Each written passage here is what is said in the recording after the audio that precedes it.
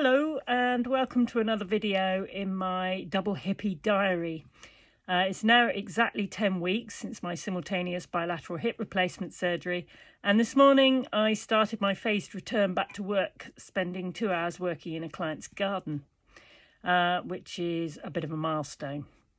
I covered weeks 1 and 2 of recovery in previous videos, and I thought it was time to fill you in on what's happened between then and now. By the end of week 2, my husband had returned to work in London and I was home alone, apart from my little dog Treasure, of course. I was still taking paracetamol twice a day, plus an anti-inflammatory 1 to 2 times, and I was still on the blood thinners. I was still using 2 crutches outside, but only 1 around the house. By weeks 3 and 4, I was walking longer distances, but I found I got really tired and needed lots of daytime naps. Some days I was getting up to about 10,000 steps, but still with 2 crutches. On day 20, in week 3, it was our wedding anniversary, and I managed to walk to the cinema in the afternoon, which is about a quarter of a mile away, and sat through a 1.5-hour film with the aid of some inflatable cushions. And in the evening, I managed to put on a dress and some tights with the aid of the sock aid, and we went out for dinner, at which I allowed myself a small glass of wine. Yes. Day 22 was my first physio session. The physio was pleased with my progress, but urged me not to rush things and not to give up my crutches too quickly. The main feature in weeks 4 and 5 was that my leg swelling finally disappeared, as did the 2 kind of half grapefruit sized swellings on the tops of my hips, which meant that finally I could get into my old jeans again, which was great. I also stopped after 35 days taking the blood thinner tablets, which was also really nice. And I stopped taking the anti-inflammatories as well. I started using 1 crutch outside for a couple of days, but I found that my hips were kind of catching and making creaking noises, so I went back to 2 crutches for a bit. Unfortunately, at this point, I was still having pretty horrible back and rib pains at night, and still attempting to sleep on my back, but which my back obviously clearly didn't like.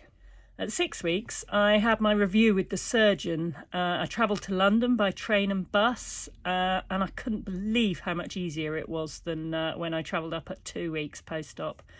I had some x-rays taken, both anterior and lateral. They're all looking good. Joints are settling in nicely, and that helped with my concerns about the noises that are coming from my hips. According to the surgeon, they're definitely not coming from the joints themselves, but from the ligaments and the muscles as they all grow back and get back to work. My surgeon told me to stop using my crutches now. He said they were probably slowing my recovery down. I had all restrictions lifted, so I'm now able to bend over, try and reach my feet. Cleared to drive, which is a milestone, means I get my freedom back. And I was also cleared to lie and sleep on either side if I can.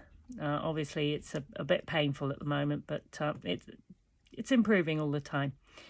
He also prescribed walking on uneven ground. He said that would be the best thing for increasing the muscle strength and stability.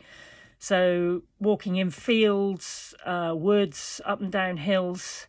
And fortunately, I know just the place, so looking forward to getting back to my field. When I got home from the review, I removed the raised toilet seat and the sofa risers, and the house pretty much looks like a normal house again. Week 7 was a good week. I was walking around about 8,000 steps a day with no crutches or other aids. I went on my first drive. I managed to sleep on my right side for a little while, and I realised one day that I'd actually sat down on the sofa without using my hands, which is phenomenal.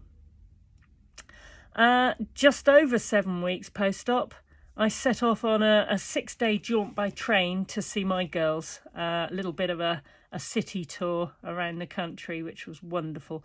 I did lots and lots of walking, sleeping in different beds, going up and down stairs, shopping, you name it, we did it.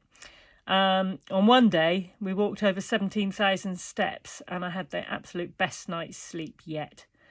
I found that if I put a thin inflatable cushion under my hip in bed, I could slide it across the sheet to enable me to roll over onto my side and get some sleep without getting backache. At week 8, I put on my socks without using the sock aid. Yay, go me. By 2 months, I'm alternating sleeping on my right side and my back, so my back pains are improving, and I'm getting better at rolling over. And it still hurts, though, in my back mostly, if I try sleeping on my left side. I went to see my doctor about my back and rib pains, and he seemed to think that it's just musculoskeletal. And he's referred me back to the orthopedic spinal consultant because there's a good chance that because my legs are now the same length, my hips are level for the first time in decades, that I've probably had some changes in my scoliosis curve, which was what's probably causing the pains. One amazing thing that happened at the 2-month point is I met up with my sister for lunch in town.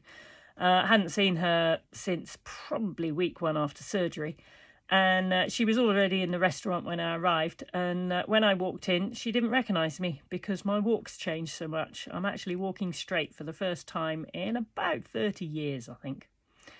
So to summarise, weeks 2 to 10, the swelling's gone down, my crutches have gone, I'm walking without any aids at all, I'm driving, I'm sleeping much better, probably 7 or 8 hours most nights. I'm taking almost no painkillers whatsoever, just the occasional paracetamol. I'm wearing all my normal clothing. I've started walking around my field as often as I can. It's tiring, but I can really feel it doing some good to the muscles. And I'm started to return to work just for a couple of hours at a time, gardening. No scything just yet, but I'm hoping to start doing that soon. So it's been amazing. It's an amazing journey. 10 weeks. I'm walking and doing things much better than I was before. No pain, just a bit of muscle soreness now and again, and it's absolutely incredible. So glad I did it. And one last thing I forgot to mention, I'm now 1.5 centimetres taller than I was before the surgery.